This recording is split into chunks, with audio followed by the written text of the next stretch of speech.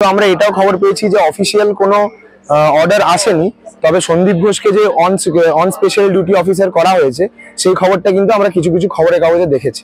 খবর উঠেছিল প্রাক্তন অধ্যক্ষ সন্দীপ ঘোষকে স্বাস্থ্য ভবনেই অফিসার অন স্পেশাল ডিউটি করা হচ্ছে। তা শুনে হতবাক আন্দোলনকারীরা নিজেদের মধ্যে আলোচনাও করছিলেন, যাকে নিয়ে এত অসন্তোষ তাকে বারবার প্রশ্রয় দিতে মরিয়া কেন সরকার? স্বাস্থ্য দপ্তর আন্দোলনকারীদের দাবি মেনে আরজি করের 4 আধিকারিককে সরিয়ে দিয়েছে, বাতিল করেছে সন্দীপকে ন্যাশনাল মেডিকেলে বদলির নির্দেশিকাও। তবুও সন্দীপকে নিয়ে উড়ো খবরে প্রভাবিত হয়ে পড়ছিলেন আন্দোলনকারীদের একাংশ। ক্রমশ বেড়ে চলা বিতর্কের প্রেক্ষিতে এবার অবস্থান স্পষ্ট করল স্বাস্থ্য দপ্তর। As per the order of Honorable High Court, Calcutta, Dr. Sandeep Ghosh is already on extraordinary leave. His order for National Medical College has also been cancelled. There are some media reports that he has been posted as OSD Swasth Bhavan. Let me clarify emphatically that there is no such order that he has been posted as OSD at Swasth Bhavan. Let me clarify again and again. Sandeep ঘোষকে নিয়ে স্বাস্থ্য ভবনের বক্তব্য জানা গেলেও এখনো জানা যায়নি তরুণী চিকিৎসককে খুন ও ধর্ষণের তদন্তের ঠিক কতদূর এগিয়েছে সিবিআই। তা নিয়ে চিন্তিত আন্দোলনকারীরাও। সুপ্রিম কোর্ট নির্দেশ দিলেও ঠিক এই কারণে অন্ধকারে থাকার দরুন কর্মবিরতি নিয়ে কোনো সিদ্ধান্ত নিতে পারছেন না তারা।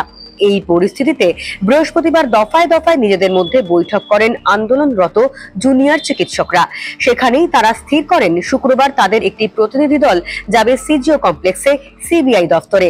সেখানে আধিকারিকদের সঙ্গে দেখা করে জানতে চাইবেন তদন্তের গতি প্রকৃতি। তারপর আবার নিজেদের মধ্যে বৈঠকে নেওয়া হবে পরবর্তী সিদ্ধান্ত।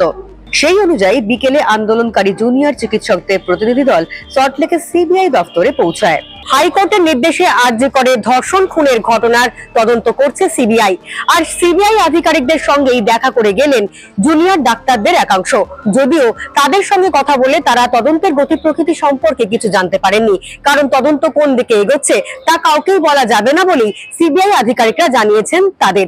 কিন্তু এত কিছু পরেও যেখানে প্রায় 10 থেকে 12,000 জুনিয়র চিকিৎসক ধর্মঘটে সামিল হয়েছেন, তারা কর্মবিরতি চালাচ্ছেন, এবং অন্যদিকে সুপ্রিম কোর্ট তারাও বারংবার এই জুনিয়র ডাক্তারদের কাজে ফেরার আবেদন জানিয়েছেন। আজ স্বাস্থ্য ভবন থেকেও একই রকম আবেদন জানানো হয়েছে চিকিৎসকদের, কিন্তু তারপরেও তারা কর্মবিরতি চালিয়ে যাবেন।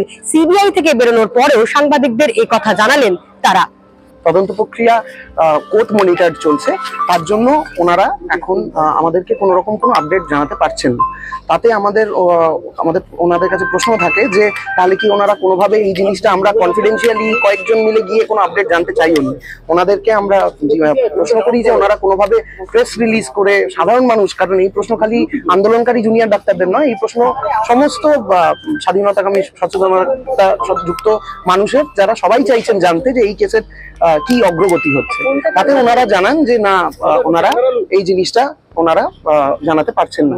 আমরা ওনাদেরকে আরো জানাই যে আমাদের যে আন্দোলন, আমাদের ডাক্তারদের যে আন্দোলন এবং তাতে যে জুনিয়র ডাক্তারদের যে কর্মবিরতি আমরা চালাচ্ছি, সেইটাও অনেকাংশেই নির্ভর করে আছে এই জাস্টিসের প্রশ্নে।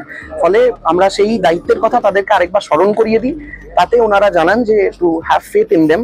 আমরা অবশ্যই তাদের সেই আশ্বাসে তাদের যে ফেথ রাখতে তারা বলেছেন সেটা আমরা রাখছি। তারপরেও আমাদের প্রশ্ন থাকবে যে আজ ঘটনার প্রায় 15 দিন পেরিয়ে গেল এবং আমরা কিন্তু জাস্টিসের প্রশ্নে 9 তারিখে যে জায়গায় দাঁড়িয়েছিলাম আজকেও সেই জায়গাতেই দাঁড়িয়ে আছি।